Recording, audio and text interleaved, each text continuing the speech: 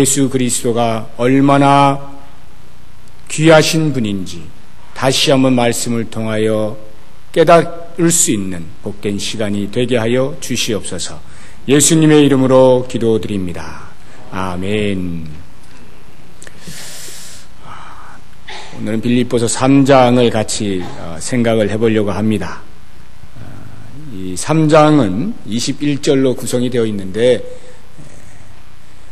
그 당시에 제가 서론 때 말씀을 드렸던 것처럼 이 빌립보 교회에 큰 도전이 두 군데에서 이렇게 있었는데 그 하나가 율법주의자들입니다. 그리고 또 다른 하나가 율법이 무슨 소용이 있느냐, 예수만 믿으면 다 되는 거지 하고는 오히려 반율법주의자들, 다시 말하면 우리 마음대로 된다라고 하는 쾌락주의, 이렇게 두 가지가 빌립보 교회를 크게 공격을 하고 있었습니다.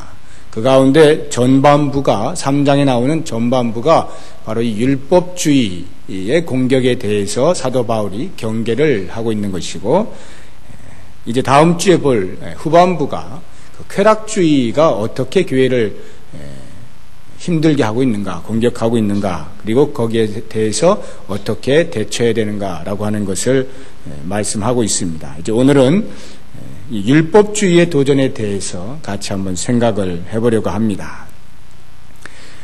바울이 이 율법주의가 어느 정도로 심각한 것이냐라고 하는 것을 빌립보 교인들에게 알려주기 위해서 쓰고 있는 독특한 그 수사법이 있습니다. 2절을 보시면 개들을 삼가고 행악하는 자들을 삼가고 손할례당을 삼가라 이렇게 나오는데, 우리가 읽어보면 금방 무슨 뜻인지는 알겠죠. 이 율법주의자들이 여기 나오는 대로 이렇게 개들과 같구나, 또는 행악하는 자들이구나, 손할례당들이구나, 이렇게 금방 알 수가 있습니다. 그러나 그 정도만 가지고 바울이 이야기하려고 하는 율법주의자들이 얼마만큼 심각하게 교회를 공격하고 있고 교회를 파탄에 빠뜨릴 수 있는 위험한 자들인가라고 하는 것을 다 깨닫지는 못합니다. 그래서 이제 사도 바울의 그 필체를 통해서 그 마음속에 있었던 정말로 이야기하고 싶었던 내용들을 좀 더 구체적으로 살펴보길 원하는데요. 2절에 그 개들을 삼가고 행악하는 자들을 삼가고 손할례당을 삼가라 할 때 이렇게 삼가고 라고 하는 말들이 전부 다 동사들입니다. 그러니까 개들을 삼가라, 행악하는 자들을 삼가라, 손할례당을 삼가라 이렇게 말하고 있는 것인데, 세 번씩이나 지금 반복을 하고 있잖아요. 삼가라 라고 하는 반복하고 있는데, 이런 수사법을 뭐라고 하냐면 첫머리 어구 반복법이다 이렇게 말을 합니다. 우리나라 말은 지금 삼가라가 뒤에 나와 있어서 이게 첫머리 같지 않잖아요.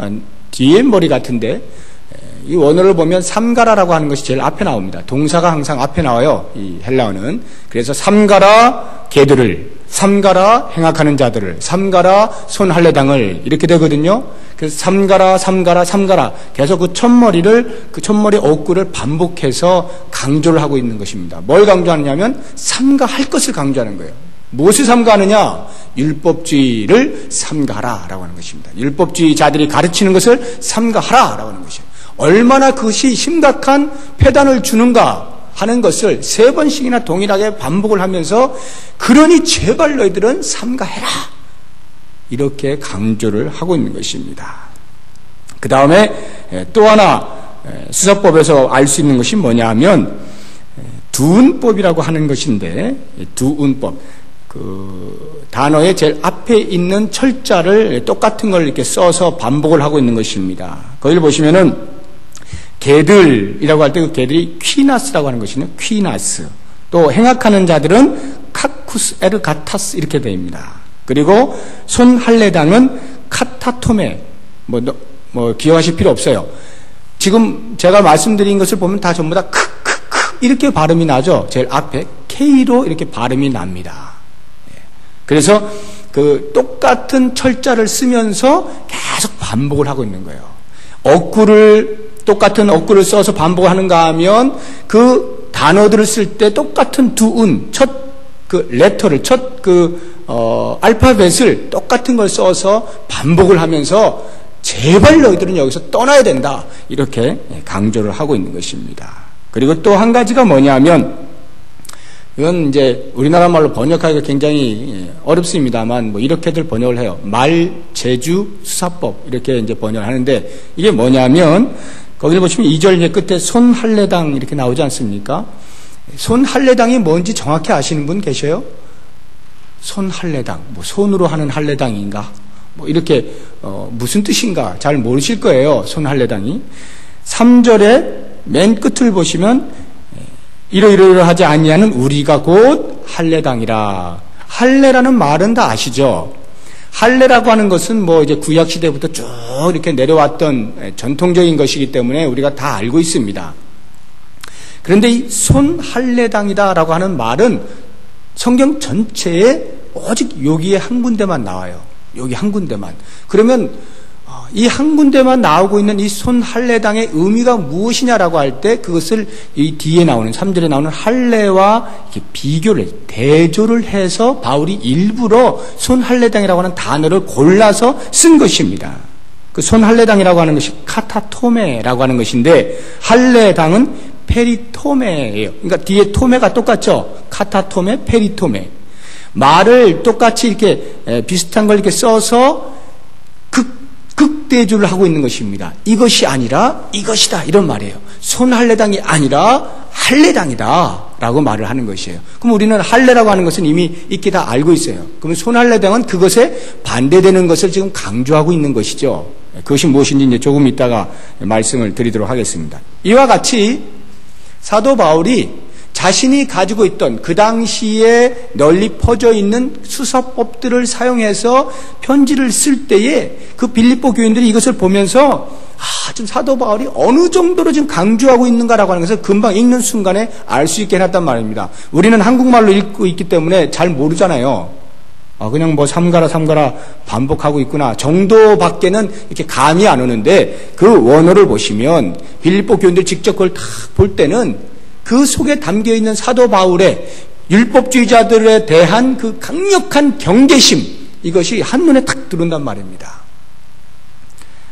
얼마만큼 율법주의자들이 이 교회를 심각하게 공격을 하느냐라고 하는 것을 그들을 표현하고 있는 표현 방식을 보면 알 수가 있어요. 뭐라고 표현하고 있느냐면 개들이라 이렇게 표현을 하고 있지 않습니까? 율법주의자들을 개들이라고 이렇게 표현을 하고 있는 거예요. 이 개들이라고 하는 말이 무슨 말이냐 하면 이 말은 원래는 사도 바울이 유대인들을 향해 율법주의자들 유대인들 아닙니까? 유대인들에게 이렇게 쓰고 있습니다만 사실은 유대인들이 이방인들을 향해서 쓰던 말이 개들이라고 하는 말이거든요. 그래서 여러분 잘 아시는 대로 북이스라엘과 남유다가 갈라져서 북이스라엘이 먼저 아수르에 망하면서 아수르가 혼혈 정책을 쓰지 않았습니까? 그래서 막 그 결혼을 아수르 사람과 이 북이스라엘 사람들과 막 섞어서 이렇게 살고 막 자폰을 하기 시작했단 말입니다. 그런 것들이 너무너무 꼴보기 싫어가지고 이 유대인들은 남유대에 살던 사람들은 비록 바빌론의 포로로 잡혀갔지만 그곳에서 자기들의 회당을 지으면서 가능한 대로 자기들의 정체성을 지켜왔단 말입니다. 그렇게 해서 회복돼서 왔는데 보니까 북이스라엘 쪽에 있던 사람들은 전부 다 막 자폰을 하면서 유대의 정체성을 완전히 흐트러 놓았거든요. 그래서 이 남유대 사람들이 그런 사람들을 가리켜서 개들이라고 한 거예요. 너희들이랑 안 놀아 하고는 북쪽으로 올라가려면 북이스라엘은 북쪽에 있잖아요. 남유다는 남쪽에 있고 북쪽으로 올라가려면 거길 거쳐야 되는데 사마리아 땅을 안 거치는 거예요. 그리고 그냥 돌아가 버려요. 멀리 가더라도 이 땅은 안 밟겠다는 거예요. 더럽다는 거예요.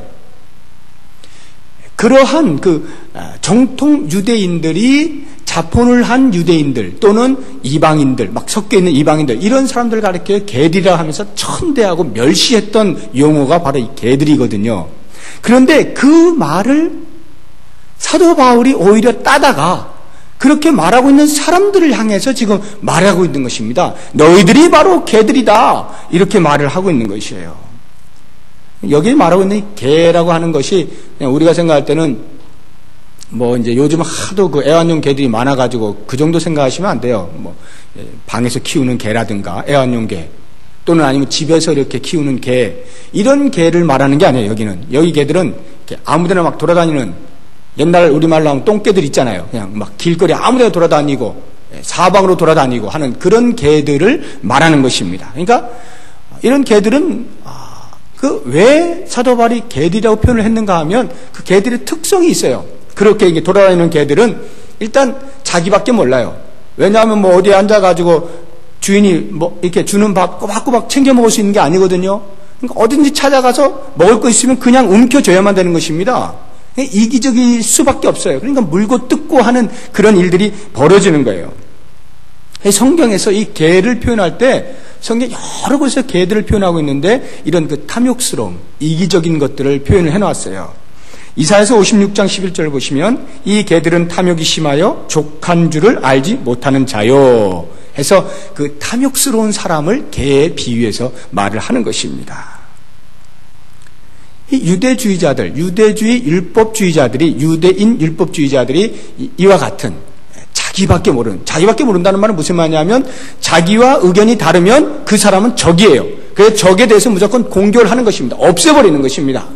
그렇게 해서 자기만 남도록 만드는 것, 무자비하게 상대방을 짓밟고 비난하고 가만 놔두지 않는 것, 이런 특성을 가리켜서 개들이다 이렇게 표현을 하고 있는 것입니다. 또 다른 그 개의 특성은 뭐냐면 거룩한 것하고는 관계가 없는 사람이에요. 거룩에 아주 관심이 없는 사람들, 그런 사람들을 비유해서 개들이다 이렇게 표현을 해요. 그래서 마태복음 7장 6절을 보면 개들에게 거룩한 것을 던지지 말며 이렇게 말하잖아요.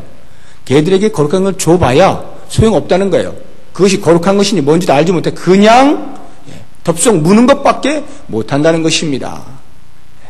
이 유대인 율법주의자들이 바로 그와 같이 하나님의 거룩을 알지 못한 채 자기들이 하고 있는 습성 그대로를 그냥 하는 것으로만 하나님을 섬긴다라고 착각을 하고 있다라고 하는 것입니다. 그러니 이런 유대인들을 우리가 얼마나 경계해야 되느냐라고 지금 말하고 있는 거예요.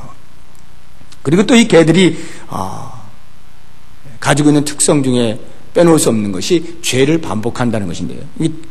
그 베드로서 2장 22절을 보면 이렇게 나와 있어요. 개가 그 토하였던 것에 돌아가고, 개가 그 토하였던 것에 돌아가고. 이게 뭘 표현하냐면 지은 죄를 또 짓고 또 짓고 또 짓고 하는 사람들을 비유해서 개라고 이렇게 표현을 하고 있는 것입니다. 유대인 율법주의자들이 바로 이와 같이 자기들이 범하는 죄가 무엇인지를 알지 못해. 자기들이 짓고 있는 죄가 얼마나 심각한 것인지를 알지 못해요. 자기들이 짓고 있는 죄가 얼마나 하늘나라를 가는 것을 막고 있느냐라고 하는 것을 알지 못한 채 계속해서 그걸 막아대고 있는 거예요. 짓고 또 짓고 또 짓고 범죄를 반복하고 있다라고 하는 것입니다. 그러니 이와 같은 율법주의자들로부터 너희들이 반드시 돌아서야 된다, 경계해야 된다, 삼가해야 된다, 만나면 안 된다, 대화하면 안 된다, 물들면 안 된다, 이것을 말하고 있는 것입니다. 그리고 그 다음에 나오고 있는 이 행악하는 자들이라고 하는 말은 무슨 말이냐 하면 유대인들은 겉으로 보기엔 굉장히 거룩한 척 했어요. 그리고 좋은 일을 많이 하는 것처럼 했습니다. 실제로 선행을 많이 베풀었어요. 여러분 그 사도행전에 보시면은 2장인가 3장인가에 보면 3장쯤 되겠죠. 3장인가 나면서부터 안진뱅이 된 자가 예루살렘 그 성전 미문 앞에 앉아서 이렇게 동냥하는데 베드로와 요한이 올라가다가 내게 줄 건 없지만 예수 그리스도의 이름으로 일어나 걸어라 이렇게 하는 그 사건이 있었잖아요. 그때에 그 미문 앞에 앉아있는 그 구걸하는 그 안진뱅이, 그것이 거기에 동냥하는 사람이 있기 때문에 앉아있는 거거든요. 그럼 왜 동냥을 하느냐? 유대인들은 그렇게 예배하러 이렇게 성전에 들어갈 때마다 또는 하루에 3차씩 기도하지 않습니까? 기도하러 성전에 올라갈 때마다 그 미문 앞에 앉아있는 그런 거지에게 동냥을 함으로써 선행을 하는 것이 자기들의 율법을 지킴과 더불어서 플러스가 된다고 생각하고 있는 것입니다. 그런 선행을 통하여 우리가 구원에 이룰 수 있다라고 생각을 하고 있었던 것이에요. 그 불교에서는 적선이라고 하잖아요. 선을 쌓는다 해서 적선이라고 하는데 이와 같은 적선 행위를 유대인들이 하고 있었던 것입니다. 그렇게 하는 것은 그냥 그 하나님이 주신 은혜가 너무나 감사해서, 나를 구원해 주신 은혜가 너무 감사해서 감사의 표현을 하는 것이 아니라 그 하나님께로 나아가는 하나의 방편으로서 적선을 했단 말입니다. 그런데 그것이 사도 바울의 눈에는 뭘로 보인다는 거예요? 행악하는 것으로 보인다는 것입니다. 왜 이것이 행악이냐? 그리스도를 알게 하지 못하기 때문에. 그리스도께 믿음으로만 나아가는 것을 방해하고 있기 때문에 그것이 행악이라는 거예요. 그리고 이것을 유대인들이 자꾸 가르친 거예요. 너희들 이렇게 된다, 이렇게 된다, 이렇게 된다. 계속 가르치는 거예요. 그런데 그 가르침이 잘못 가르친 것이죠. 거짓을 가르치고 있었다라고 하는 것입니다. 그러니까 그런 거짓 가르침을 배운 사람들, 특히 초신자 같은 사람들은 어떻게 했어요? 아, 정말 그런가 보다. 지금 이 공동체 안에서 예수를 믿음으로 구원 얻는다라고 사도 바울이 다 가르쳐 놨는데 사도 바울이 없는 사이에 그들이 들어와가지고 거짓 선생들이 들어와서 그렇게 가르치는 거예요. 야, 어떻게 믿음만 가지고 되느냐? 뭔가 선한 행위를 해야 되는 거 아니냐? 이렇게 자꾸 가르친단 말이죠.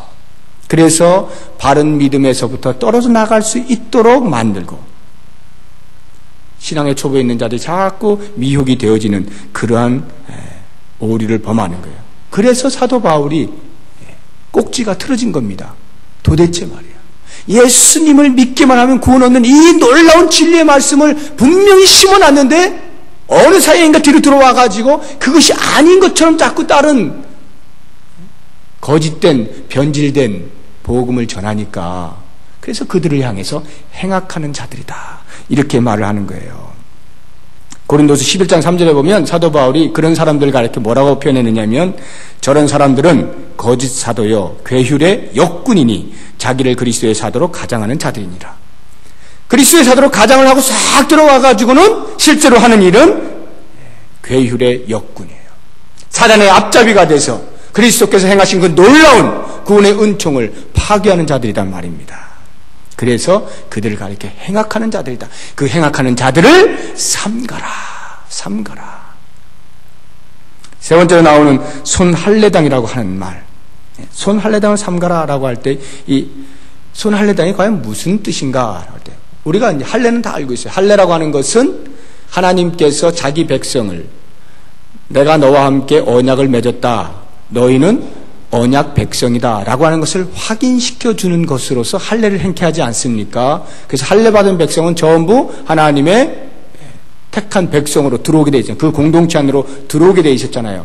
꼭 이스라엘 백성들이 아니어도 이방인이라 할지라도 할례를 통하여서 이스라엘 공동체 안으로 다시 말하면 하나님의 택한 선민 백성으로 들어오도록 해 주었단 말입니다. 그것이 할례예요. 하나님과 백성과의 관계가 어떠하냐라고 하는 것, 언약 관계에 있다라고 하는 것을 확인시켜주는 이 할례.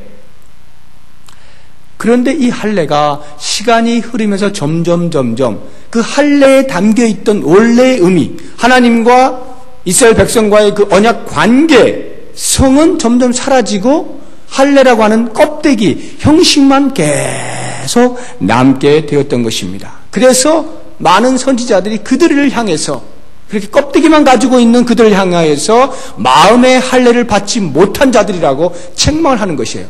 마음의 할례를 하라고 그 할례를 시행케 한 것인데 정작 마음의 할례를 받지 못한 채 형식적인 할례만 함으로써 마치 하나님과의 언약 백성으로 존재하고 있는 것처럼 착각을 했단 말입니다. 그런 사람들을 가리켜서 마음의 할례를 받아라 이렇게 한 것인데 그렇다고 한다면 이 손할례당이라고 하는 말은 무슨 말이냐 하면 바로 그와 같이 할례가 가지고 있는 원래의 의미를 놓치고 형식, 껍데기만 남은 그 할례를 부여잡고 있는 상태를 가리켜서 손할례당이라고 하는데 이 손할례당이라고 하는 말이 아까 카타토메라고 하지 않았습니까? 이 카타라고 하는 게 뭐냐면 자르다, 절단하다 이런 뜻이에요. 이방인들 가운데에서 이방 민족들 가운데에서 그 유대인들만 이렇게 할례를 행한 게 아닙니다. 이방인들도 할례와 유사한 그런 의식들을 많이 했어요. 여러분들이 TV를 이렇게 혹시 보시면 원시 민족들 같은 경우에 자기 몸을 막 자해를 한다든가 그런 경우들 보셨을 거예요. 저도 한번 봤는데 정확한 그 부족 이름은 기억이 안 납니다만 아무튼 이런 겁니다. 악어 부족이에요. 악어를 신으로 섬기는 부족이에요. 근데 그 악어를 신으로 섬기는 부족은 어떻게 하느냐 하면 성년식을 행하는데 이제 남자입니다, 어른입니다 라고 하는 성년식을 행하는데 자기 몸을 악어의 그 껍데기 그 있잖아요. 비닐 이렇게 돼 있는 거. 그걸 다 하는 거예요. 칼로. 다 이렇게 악어를 만들어버려 사람을. 칼로 다 해가지고. 악어로 만들어가지고 그냥 회 한번 척 뿌리고 그냥 어디 이렇게 밖에 놔둬요. 며칠이고. 그래서 거기서 버텨서 살아나면 그 사람은 이제 그 부족의 성년이 되는 거예요. 그리고 죽으면 그냥 해쳐버려요. 그냥 너는 우리 부족의 자격이 없다, 성년의 자격이 없다 해서 그냥 없애버려요. 한번 생각해 보세요. 막 이렇게 칼질을 해가지고 악어처럼 만들어가지고 살아나면 그 신을 섬길 자격이 된단 말이죠. 이런 부족들이 있거든요. 이런 것처럼 고대의 이방 민족들 가운데에는 자해를 하는 그러한 민족들이 많이 있었어요. 그래서 이와 같이 카타, 이렇게 자른단 말이에요. 몸을 꼭 이스라엘 백성들이 할례를 행하는 남자의 성기의 그 표피를 자르는 그것뿐만이 아니라 어디든지 그냥 이렇게 자르는 그런 의식들이 많이 있었단 말입니다. 그러한 사람들을 향하여서 유대인들이 굉장히 공격을 많이 했거든요. 저런 야만인들 막 이렇게 공격을 많이 했단 말입니다. 사도 바울이 바로 그렇게 유대인들이 공격하고 있던 그 말을 다시금 들어서 그들을 향하여 너희들이야말로 할례를 행하고 있는 그것이 바로 그와 같은 할례다라고 손할례당 이렇게 말한 거예요.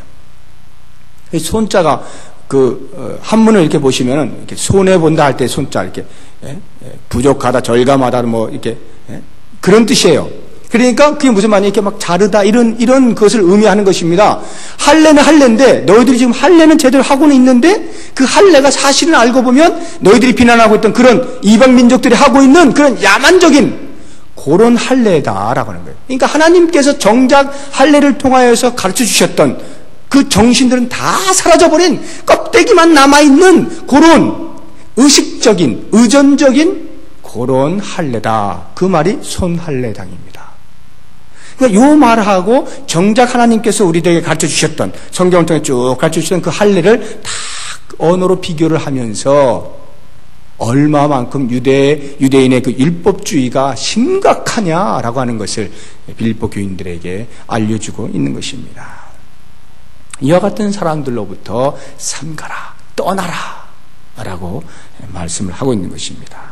그렇다고 한다면 과연 제대로 하나님의 할례를 받은 언약 백성들은 과연 어떠한 사람들이냐라고 할 때 3절에 나오죠. 하나님의 성령으로 봉사하며 그리스도 예수로 자랑하고 육체를 신뢰하지 아니하는 우리가 곧 할례당이라. 진정한 할례당이란 누구냐? 하나님의 성령으로 봉사하는 자들이다 라고 하는 거예요.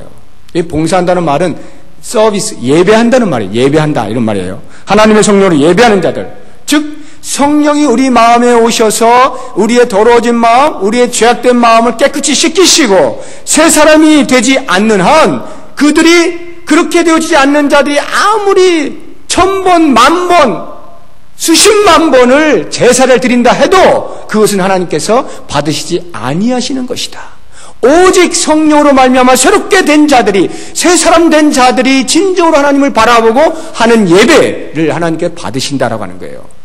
진정한 할례당이 누구냐? 빌립보 교인들이 말하는 거예요. 그리스도를 믿고 그 믿음으로 말미암아 성령께서 오셔서 성령으로 새 사람이 되어서 그 성령으로 예배하는 자, 너희들이야말로 진정한 할례당이다.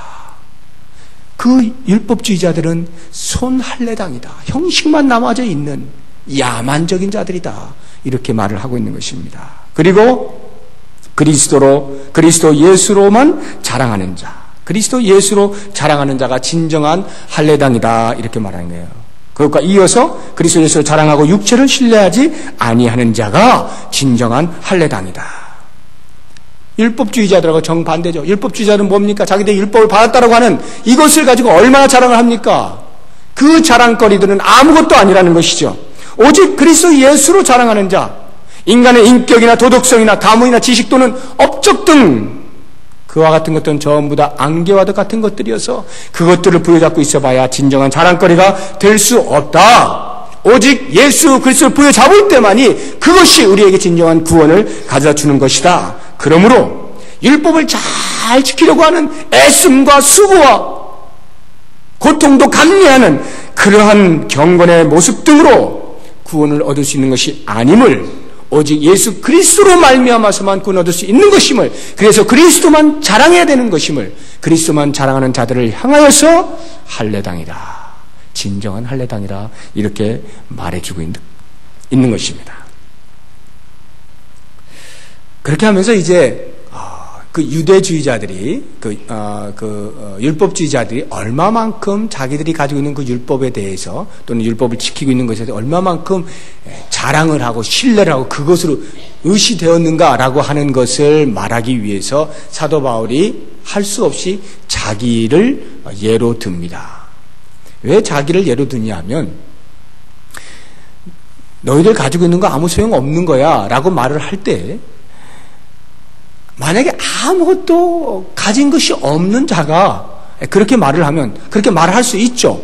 오직 예수 그리스도를 온전히 섬겨서 구원 얻은 자라면 그리스도가 모든 것입니다. 말하는 것에 아무런 하자가 없어요. 맞습니다. 당연히 맞는데 율법주의자들이 볼 때는 왠지 야 너 없으니까 그러는 거 아니야. 너는 율법도 모르잖아. 율법도 지키지 못하잖아. 율법을 가진 자가 아니지. 그러니까 그런 소리나 하지. 이렇게 그가 가지고 있는 그 예수 그리스도가 전부이심을 아무리 증거하려고 해도 안 먹힐 수가 있는데 사도 바울은 감사하게도 그들에게 자랑할 것이 있어요. 어떤 자랑할 것이냐면 그들이 자랑하고 있는 것. 내가 이런 것들을 가지고 있어. 나는 육체로 내가 이러한 것들 신뢰할 수 있어라고 말하고 있는 그 모든 것들을 사도 바울이 다 가지고 있는 거예요.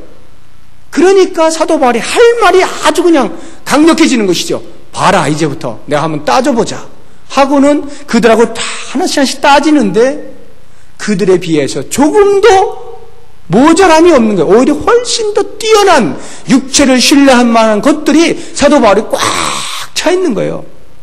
그런데 바로 그런 것들을 배설물로 여길 수밖에 없는 이유를 쫙 드러내면서 예수 그리스도를 증거하는 것이거든요. 그래서 그 육체를 자랑하는 옛 자랑거리죠. 바울이 가지고 있었던 옛날의 자랑거리, 그리스도를 알기 전에 가지고 있었던 그 자랑거리들 쭉 이야기를 합니다. 4절부터 이야기를 하잖아요. 그러나 나도 육체를 신뢰할 만하니 한번 따져보자 이런 말이에요. 만일 누구든지 다른 이가 육체를 신뢰할 것이 있는 줄 생각하면 나는 더욱 그러하리니 너희들하고는 비교도 안 됐지만 난 정말 엄청났어. 5절 내가 8일 만에 할례를 받고 이스라엘의 족속이 베냐민의 지파요 히브리인 중에 히브리인이요. 여기 지금 나오는 말들이 다 뭐냐면 내 가문, 내 이 혈통이 어떠한지 가만 봐라 이거죠. 8일 만에 할례를 받았다라고 하는 거죠. 8일 만에 할례를 받았다라고 하는 말은 8일 만에 할례 받지 못한 사람들도 있다는 거예요. 이스마엘은 13살이 돼서야 겨우 할례를 받죠. 그 외에도 이방 민족들은 8일 만에 할례를 받지 못하죠. 성인이 돼서 할례를 받지 않습니까? 그 공동체 안에 들어오게 되면 그때 이제 할례를 행한단 말이에요. 그런데 8일 만에 할례 받은 사람 누구예요? 정통 유대인. 정통.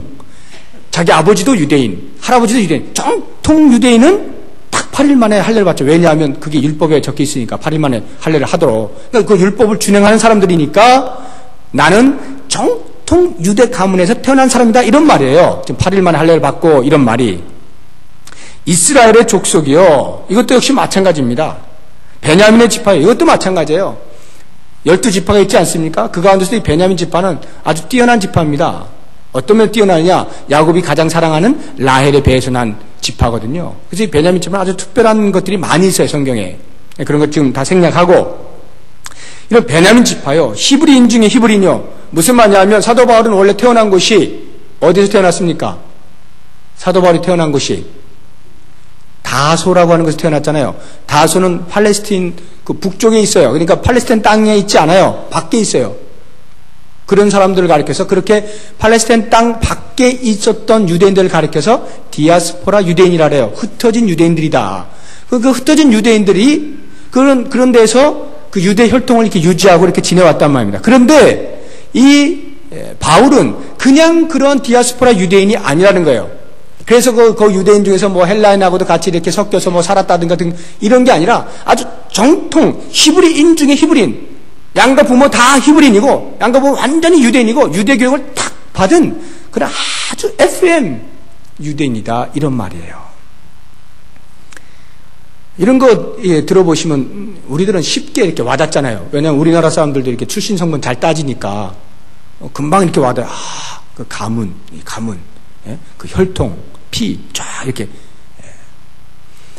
제가 아주 재밌는 이야기를 들었는데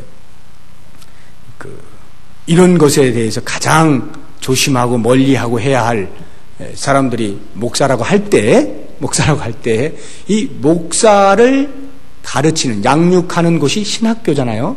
신학교. 우리 합동 측에 있는 게 신대원, 총신신대원 아닙니까? 그 총신대원 제가 공부할 때 이런 재밌는 이야기를 들었어요. 신대원에 이제 교수님들이 계시잖아요. 교수님들 쭉 계시는데, 이제 외국에서 이렇게 유학을 갔다 오셔가지고 이제 교수를 하고 싶어 하시는 분들이 이게 많이 계실 거 아닙니까? 그 당시 별로 없었지만 이제 지금은 워낙 많아요. 쫙 많아가지고 들어가는 게 쉽지는 않을 거예요, 아마. 잘은 모르겠지만. 그런데 그 교수님들이 되는데, 눈에 보이지 않는, 그러나 신대원생들 눈에는 보이는 그런 그 불문율이 있는데, 그게 뭐냐 하면 교수님들을 전부 다 살펴보았더니 성골이 아니면 진골이더라, 이런 말이에요. 성골과 진골이 뭔지 아세요? 제가 뭐 성골하고 진골 정확한 그건 모르겠습니다. 하나는 이겁니다. 하나는 양가 그 부모님이 다 목사님인 경우가 뭐 성골이라고 한다면, 진골은 양가 중에 한쪽이 목사님인 경우가 진골이에요. 바뀔 수는 있습니다. 진골과 성골이. 네, 정확히 모르겠는데. 하여튼 한쪽이 목사님이거나 양가가 다 목사님이거나 하는 집안의 사람들로만 구성이 되어 있다는 거예요. 신기하죠? 그 제가 진짠가 하고 한번 이렇게 그 당시에 제가 학생 때 이렇게 봤더니 진짜 그렇더라고요. 이야, 신기하대요.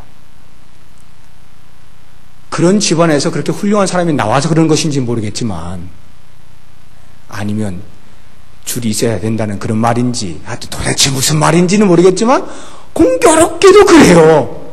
요즘도 그런지는 제가 확인을 안 해봤습니다. 요즘도 그렇다면 정말 거기서부터 이렇게 뒤집어져야 되겠죠. 그런 어떤 출신 성분, 가문 혈통, 이것이 우리나라 사람들 얼마나 강한지 몰라요. 그래서 자기 줄 세우는 거, 이런 거 아주 뭐.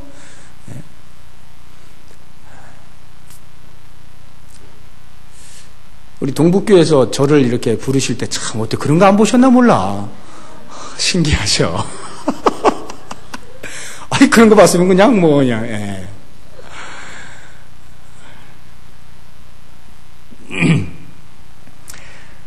바울은 이런 출신 성분을 따져서 남부러울 것이 없었어요. 뭐 확실한 사람이었습니다.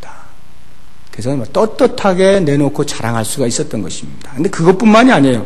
가문만 좋은 게 아니라 이 사람은 자기 스스로도 얼마나 공부를 많이 했는지 몰라요. 이 학벌이 또 대단했어요. 이게 뭐라고 되어 있느냐면 율법으로는 바리새인이요, 이렇게 나오잖아요. 율법으로는 바리새인이요. 바리새인이라고 하는 것이 율법의 정통학자들이거든요. 분리주의자라고 하는 뜻을 가지고 있는데, 그건 뭐냐면 세속화되어져 가고 있는 그러한 유대인들을 향하여서 그 정통 유대교를 지켜야 한다라고 이렇게 사수하는 그러한 일련의 그룹이 이 바리새파들이었거든요. 근데 이 바울이 그 바리새인이에요. 근데 바리새인 중에서도 가말리엘 문화생이라고 나옵니다. 가말리엘 문화생. 그 가말리엘이라고 하는 것이 어디냐면 예루살렘에 있었는데, 다소에 있던 바울이 다시 말하면 유학을 온 것이에요. 가말리엘이라고 하는 랍비, 그 스승 밑으로 공부하러 유학을 와서 모든 것을 다 패스를 한 것입니다. 가말리엘이 누구냐 하면 그 당시에 존재하고 있던 랍비들, 많이 랍비들이 있잖아요. 정통 유대교를 가르치는 랍비들, 선생님들 중에 손가락으로 꼽는 세 사람이 있었는데, 그 사람 힐렐, 샴마이, 가말리엘, 이렇게 세 사람이거든요. 그 중에 한 사람이에요. 가말리엘이 3대 학파 중에 하나, 그 문화생이었단 말입니다. 그 어마어마한 랍비 밑에서 쫙 배워온 사람이에요. 오늘날로 치면 하버드 출신이야, 이런 말입니다. 하버드 출신. 그 정도의 학벌을 가지고 있었던 사람이죠. 요즘 그 정치판을 보면 이렇게, 혹시 죄송합니다, 혹시 고대 출신이 계시는가 모르겠는데 고대가 많이 있어요. 고대 출신들이. 전 서울시장님도 고대 출신이고 현 서울시장님도 고대 출신이고 뭐 이렇게 요직마다 고대가 많은데, 제가 얼마 전에 신문 보면서 깜짝 놀란 게 하나 있어요. 기독신문 보는데 거기 고목회 이렇게 돼 있더라고요. 고목회, 이게 뭔가 했더니 고대 출신 목회자 모임, 고목회. 또 굵직한 사람들이 있대요. 제가 웃었어요. 뭐 하자는 것인지, 그거 만들어서 뭐 하자는 것인지.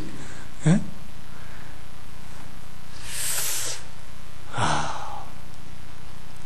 물론 이제 고대도 좀 특성이 있죠. 고대는 이게 막걸리파 아니에요. 그래서 이게 의리, 예? 뭉치면 살고 막 이런 이제 주로 이제 그 학교 색깔이 그래서 뭐 그렇게 이해는 합니다만, 그것들이 다 뭐냐 이거죠. 이 땅에 사는 동안에 그런 것들이 뭐냐 이거죠.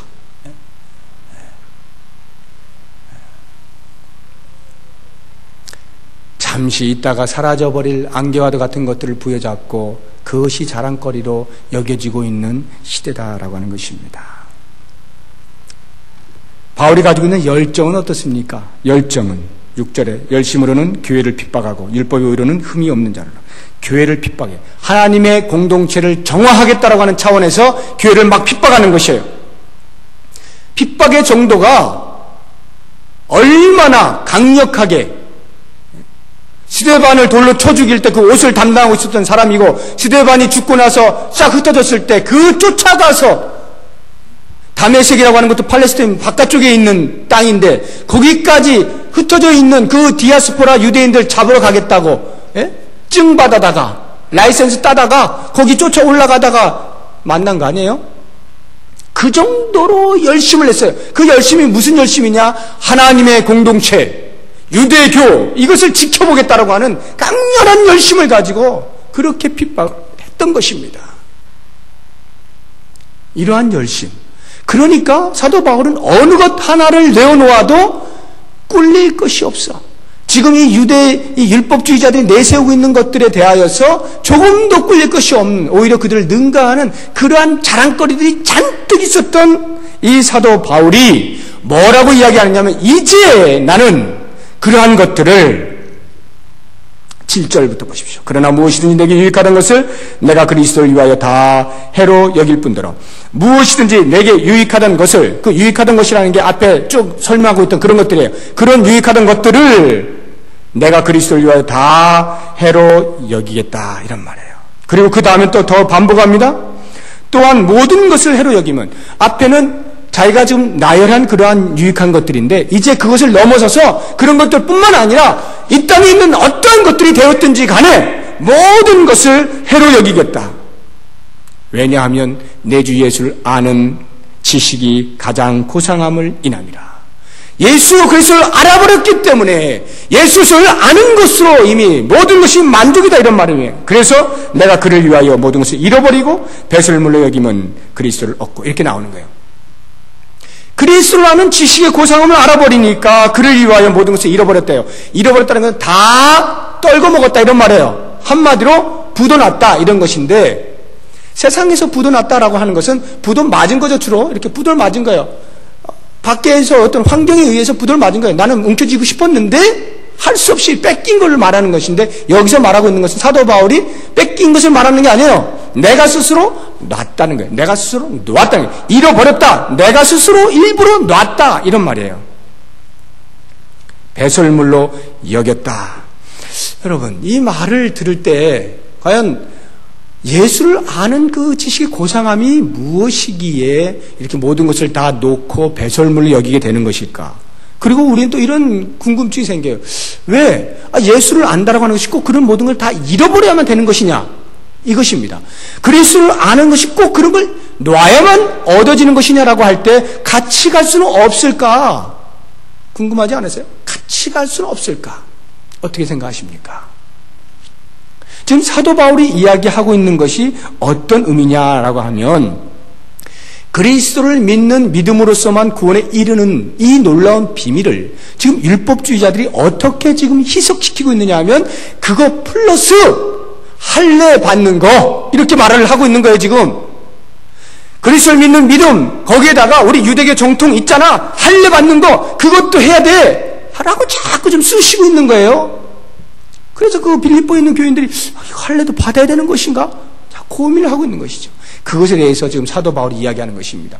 그리스도를 믿는 믿음, 그것 외에 또는 그리스도를 믿는 믿음으로 말미암아 얻는 구원을 얻는 것에 있어서 방해하는 것이 있다면 그것이 무엇이 되었든지 그것은 전부 놓아야 하는 것들이다. 전부 다 배설물로 여겨야 하는 것들이다. 이런 말이에요. 아무리 아름다워 보이고 아무리 잡고 싶어 보이는 것이라 할지라도, 그래서 유대교인으로서 그리스도인이면서도 유대교의 그 정통 그 교리들을 다 이렇게 쥐고 있으면서 아주 멋져 보이는 그러한 것이라 할지라도 그것은 그리스도를 믿는 믿음으로만 구원을 얻는다라고 하는 이 놀라운 비밀을 방해하는 것이기 때문에 과감하게 잘라버려야 된다는 거예요. 여러분, 배가 아프면 정로환을 먹어야 되잖아요. 물론 다른 약도 있습니다. 전 정로환하고 관계없습니다. 하여튼 정로환을 먹어야죠. 제가 아는 약이 그랬어요.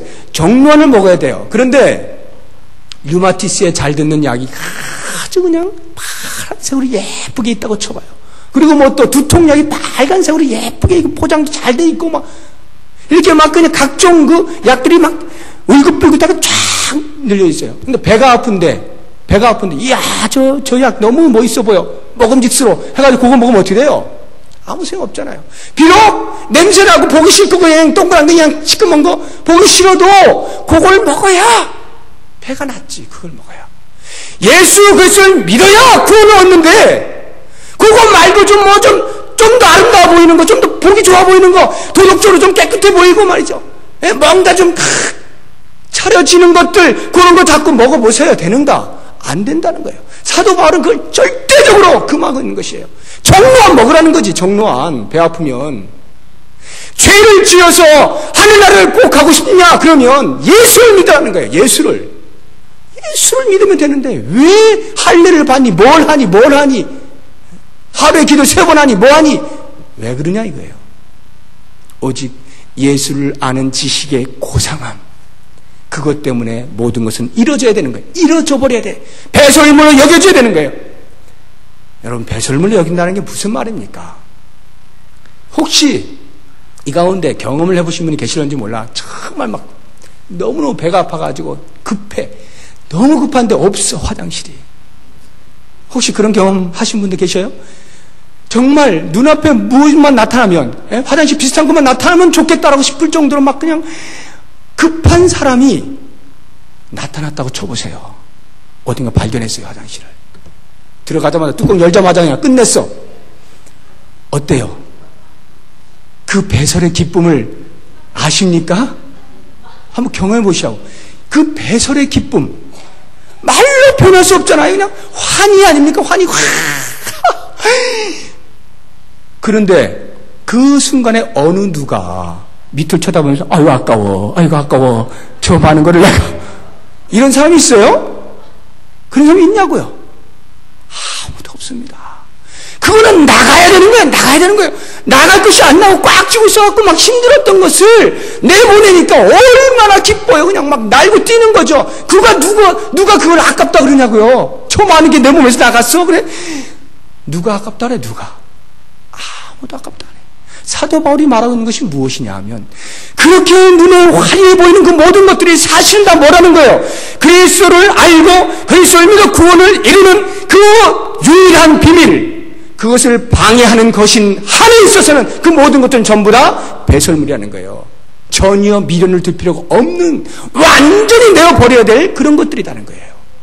그리스도를 아는 것을 방해하는 그 무엇도, 이 땅에서 아무리 육체를 실만한 좋은 멋있는 것도 다 배설물처럼 여겨야 되는 것들이다. 그래서 그리스도를 부여잡은 그 사실 하나, 그리스도만으로만 우리는 얼마든지 기뻐할 수 있는 거예요. 왜? 그것이 다니까요. 그것이 다니까. 그래서 여러분들이 고민하고 있는 같이 가면 안 됩니까? 라고 하는 이 말은, 그리스도가 다인 줄 아는 사람, 그것이 다인 줄 아는 사람에 한해서는 무엇을 갖다 놓으면 어떻습니까? 그 사람에게 학벌이 있으면 어떻고, 가문이 있으면 어떻고, 어때요? 사용하면 되지. 그리스도를 아는 고상함이 가장 고상한 지식이다 라고 하는 것을 증거하는 데에 혹시라도 학벌이 필요하면 써먹으면 되는 거잖아요. 가문이 혹시 필요해? 써먹으면 되잖아요. 로마 시민권자야? 써먹으면 되잖아요. 내가 율법을 잘 알아? 율법주의자들과 같이 대항해서 써먹으면 되잖아요. 그리스도를 증거하고 그리스도만이 온전히 우리를 구원할 수 있는 유일한 길이다라고 하는 것을 증거하는데, 그런 것들이 필요하면 쓰면 돼. 없으면 말고. 없으면 말죠. 우리가 그걸로 합니까? 아니요. 그리스도를 믿는 믿음으로 하잖아요. 그리스도를 믿는 믿음이잖아요. 그건데 혹시 뭐 있으면 써먹겠다면 써먹으면 된다는 거죠. 사도 바울이 말하고 있는 게 그거예요. 배설물로 여긴다라고 하는 것은 그래서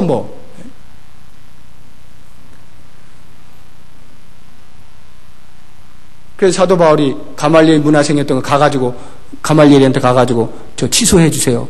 수료증 찢어주세요. 이러나요? 그러지는 않잖아요. 아버지한테 가서 저 왜 저를 낳으셨나요? 이러면서 딴 데 가서 이렇게 입양됩니까? 그건 아니잖아요. 그냥 놔두잖아요. 놔둬. 그거 중요한 게 아니니까 놔두는 거예요. 오직 예수 그리스도가 가장 고생함을 증거하는 이것으로만 100% 만족하는 거예요. 그리고 그것으로만 살아가는 거예요. 거기에 자신이 바리새인 필요하면 쓰면 되고 말면 말고. 우리의 삶에 주어져 있는 것들이 많이 있을 겁니다. 여러분들 가운데서는 가문이 좋으신 분들도 계실 거고요. 돈 좀 있으신 분들도 계실 겁니다. 학벌이 좀 있으신 분들 계시겠죠. 좀 이렇게 좀 자랑하고 싶은 그런 거 가지신 분 계실 거예요. 그러나 여러분, 만약에 그것이 내가 그리스도를 온전히 바라보고 그리스도께만 온전히 나의 구원이 있음을 알고 그리스도로만 100% 만족하는 삶을 방해한다면 그것은 똥으로 여기라 이거예요. 그래야 산다는 거예요. 그래야 산다는 거예요. 그렇게 사라진 사람은, 그렇게 살아버리는 사람은 이제 더 이상 그런 것에 연연하지 않으니까 그것이 언젠가 써먹으면 써먹히게 되는 거예요. 아무튼 그리스도 외에 다른 것을 붙여서 나의 구원을 이루게 하려고 하는 그 무엇이 되었든지, 그리스도 외에 자랑할 것이 있도록 만들려고 하는 그 무엇이 되었든지 그것들은 다 버리라는 거예요. 다 버리라는 거예요. 오직 그리스도를 자랑하려는 것으로만 만족하라는 것이에요. 그것이 우리 그리스도입니다 라고 하는 것을 말하는 것입니다. 율법주의자들이 바로 그것을 공격하고 있는 거예요. 아니, 거기에다가 요거 하나만 더 넣으면 좋을 것 같은데 라고 자꾸 공격하니까 사도 바울이 자기의 예를 들어서 그냥 완전히 잘라버리는 거예요. 오직 예수 그리스도를 아는 지식의 고상함만을 위하여 나머지 모든 것을 일부러 다 놔버리고 잃어버리고 배설물로 여겨버려라. 그렇게 할 때 그리스도를 얻고 그 안에서 발견되려 함이니, 그리스도를 얻게 되고 그 안에서 내가 발견된다는 거예요. 여러분, 이게 얼마나 중요한 말인지 아세요? 그 안에 발견되는 것이 얼마나 중요한지 아세요? 만약에 예수님 옆에 두고 같이 가면서 예수님 내 친구, 저는 저대로 자 같이 갑시다, 이래서 하늘나라 갈 수 있을 것 같습니까? 천만에요. 못 가요. 왜 못 가는지 아세요? 천국을 가는 것은 딱 한 방법이 있는데 하나님을 만족시킬 때만 갈 수 있어요. 하나님을 만족시킬 때만 갈 수 있거든요. 하나님을 어떻게 만족시켜요? 인간은 못해. 그러니까 예수님과 손잡고 가서는 안 돼요. 어떻게 가능하냐? 예수님 속으로 들어가야 되는 거라. 그 안에서 발견돼. 예수님 안에 있어야 돼. 그걸 연합이라 그래요. 안에 있을 때 하나님이 누굴 보고? 예수님을 보고 천국에 데려가는 거예요. 왜? 예수님은 완벽한 의를 가지신 분이기 때문에.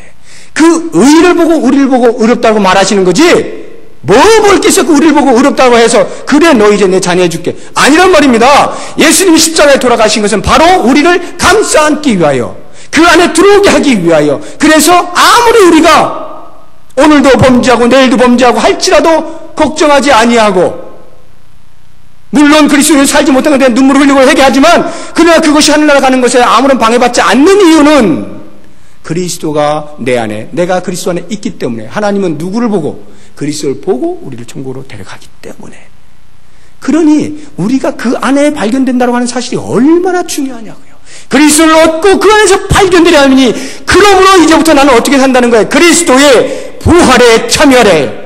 그리스도의 부활에 참여하는 것은 그리스도의 십자가와 동참하면서, 그리스도의 십자가에 동참하면서, 그 고난에 동참하면서 그리스도의 부활에 참여하는 자가 되겠다라고 말하는 것입니다. 다시 말하면 그리스도로 말미암아서만 구원 얻은 이 놀라운 기쁨, 이 즐거움을 그저 그냥 넋놓고 앉아만 있는 것이 아니라 그 그리스도의 부활에 참여하기 위하여, 천국에 가기 위하여 그리스도의 십자가의 고난에도 내가 함께 참여하겠다. 즉 구원을 이루어가는 성화의 자리에도 내가 기꺼이 나아가겠다. 오직 누구로만?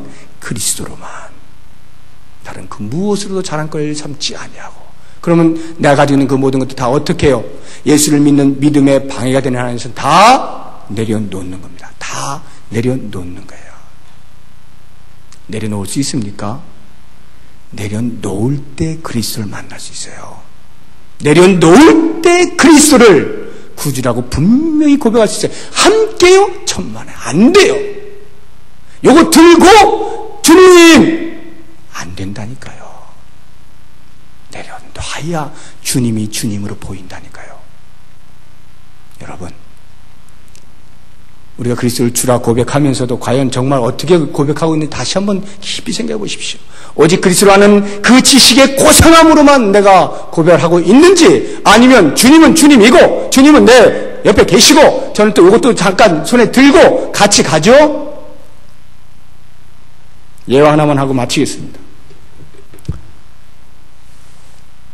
다 아시는 거죠? 이렇게 차를 타고 가는데 할머니가 이게 머리에 떡그릇을 이고 있는 거예요. 그래서 운전사 아저씨가 타라고 탔는데 안 내리는 거지. 안 내려. 버스 안에 탔는데 이걸 안 내려. 운전사 아저씨가 왜 안 내려요? 그거 내리시지. 미안해서 못 내린다며. 차 태워준 것만도 고마운데 어떻게 이걸 내려? 그래. 예수 믿으면 끝나는 건데 뭐가 뭘 그렇게 뭘 지고 싶어 그래? 내려놔야죠. 그냥. 그래야 쉽게 갈 거 아니에요. 그냥 주와 함께. 그리스도를 아는 지식의 고상함은 우리들에게 고난과 고통이라고 하는 그런 엄청난 훈련도 주지만 내려놓을 때 오는 놀라운 기쁨을 맛보게 됩니다. 그리스도의 가치가 얼마만큼인지를 분명히 깨닫게 되면서 살아가게 되는 거예요. 이 기쁨을 우리 모두가 누릴 수 있길 바랍니다. 기도하겠습니다.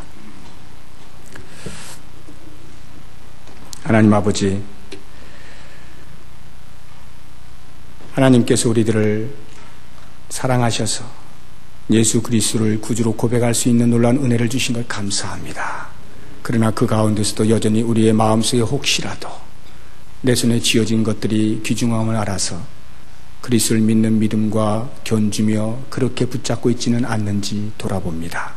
사도 바울처럼 그 모든 것들을 기꺼이 내려놓는, 다 잃어버리고 배설물로 여길 수 있도록 도우시고 그러한 가치가 그리스도 안에서 발견되게 하시고 그 안에 거할 수 있는 놀라운 복을 허락하여 주시옵소서. 예수 그리스도의 이름으로 기도하오며 이제는 우리 주 예수 그리스도의 은혜와